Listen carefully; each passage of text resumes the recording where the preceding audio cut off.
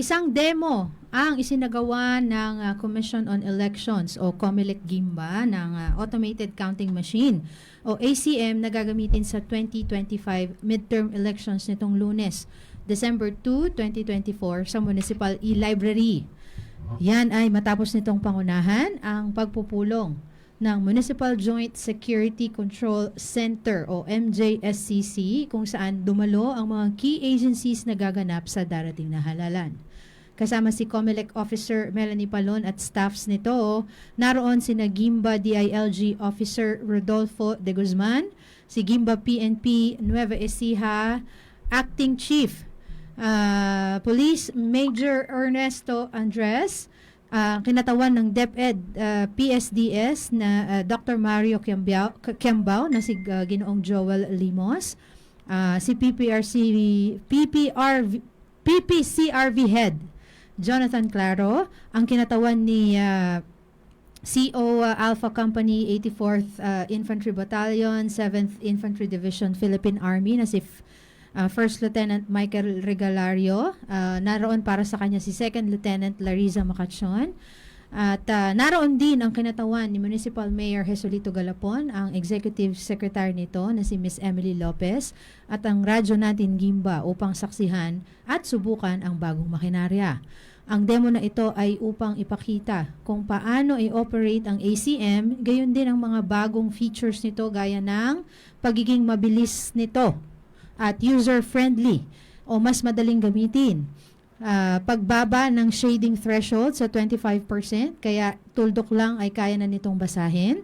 Iminostra pati na rin ang pagkakaroon ng pagkakataon na makita ang ipinasok na mga balota sa loob ng 15 seconds bawat pahina at ang itsura ng makukuhang resibo pati ang 30 election results pagkatapos ng botohan. Ayon kay Gimba COMELEC Officer Palon, mabilis din ang magiging internet signal dahil gagamit ng Starlink internet provider. Samantala, umarangkada na ang roadshow sa 64 na barangay na mga barangay sa munisipalidad ng Gimba para ipakita ang paggamit ng mga counting machines at magkaroon din ng sample voting sa mga ito. Nagsimula itong Martes, December 3 sa Barangay Naglabrahan at Barangay Sinulatan. Base sa schedule, target na matapos ang roadshow dito sa Gimba sa January 29, 2024. Magkakaroon din ng demonstration ang COMELEC sa Sangguniang Bayan sa December 10, alas 10 ng umaga. Yan. So, ano ba?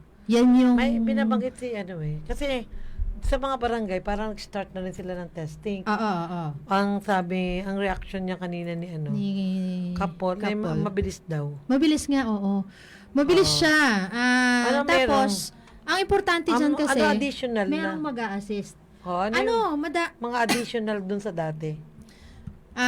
Meron siyang screen na malaki. Parang,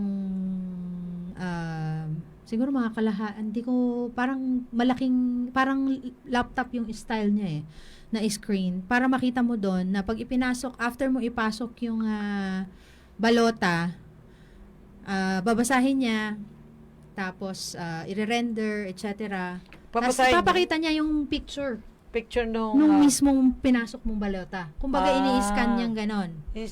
Tapos, lilitaw dun yung balota na ipinasok mo.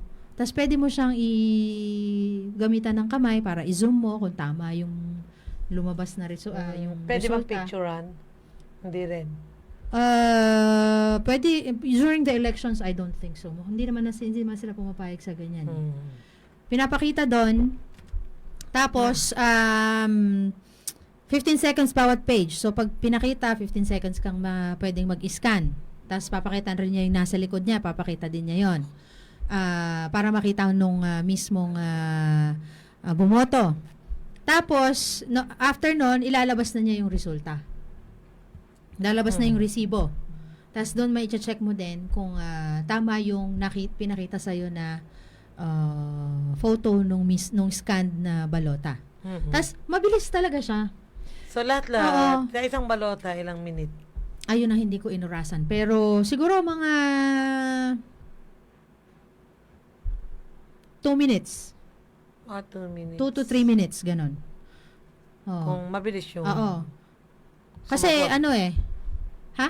Kung mabilis yung... Kung hindi kasama Ano ba? yung boto, hindi Pag-filing? sa tingin ko hindi yung mismong pagpili. Yung yung pagpipid mismong lang. pag-feed, oo. Mabilis okay. pa ngayon eh. Kasi pati yung printing mabilis din para siyang kwan. Mhm. Alam mo yung resibo ng mga sa mga malalaking mga Parang tindahan, oo, parang gano'n. Gano'n yung itsura niya pero mas malapad. Tapos malinaw din, malalaki din yung sulat. Tapos pagka ikaw ay I don't know, kung impaired ka or hindi ka makakita kasi syempre hindi mo na or hindi mo kayang i-operate yung mismong screen. Meron din silang parang joystick na pwedeng gamitin ng mga kasama nating PWD. Tapos sabi ko, paano yung mga senior citizens na hindi na kayang magganyan-ganyan, pindot-pindot. Yung kasama, yung kasama ang mag-a-assist. Ayan, ang kagandahan dyan, malakas din yung magiging internet kasi Starlink daw yung gagamitin na internet. May sariling provider. Oo. internet siya sa buong Pilipinas. May sariling provider, oo. Provider. Yung mismong, kumbaga kakabitan ng internet. Oo. Oo. Bawat AC, Bawat, voting, presinto. oo. Bawat Voting presinto. precinct. Oo, dapat ganon. Kasi kung lahat yun may access sa internet, bawat presinto, yun ang ikakarga, oo, na internet. Sinubukan din nating mag-shade ng lagpas dun sa bilog. Binasa din niya. Tapos kahit rin, tuldok, na-carry din. oo. Tapos, kasi makikita niya as is yung ipinasok mo. Ayan, nag-shade ako ng sobra-sobra. Kamay mo Oo, ba yan? ako yan, oo. Tapos nag-shade din ako ng period. Pareho yan binasa. Ano yung mga nakalagay na pangalan? Mga ano lang, mga artista, mga okay. Oo, meron andyan pa nga ang BTS eh. Siyempre, yun ang binoto kong party list. BTS. Ayun. Tapos, ano pa ba? Yun lang yung pinaka-highlight niya. Tapos yung election results, di ba tinatanong ko sa'yo kanina kung ilan yung election results nung yung dating ERs. BCM. Oo. Ngayon, 30. Na-copy. Oo, 30 copies na yung election results. Tapos Kasi bawat parang noon ang naalala ko, parang 14. 14 lang eh. tas bawat resibo nung election result, nakasulat na sa taas kung kaninong kopya.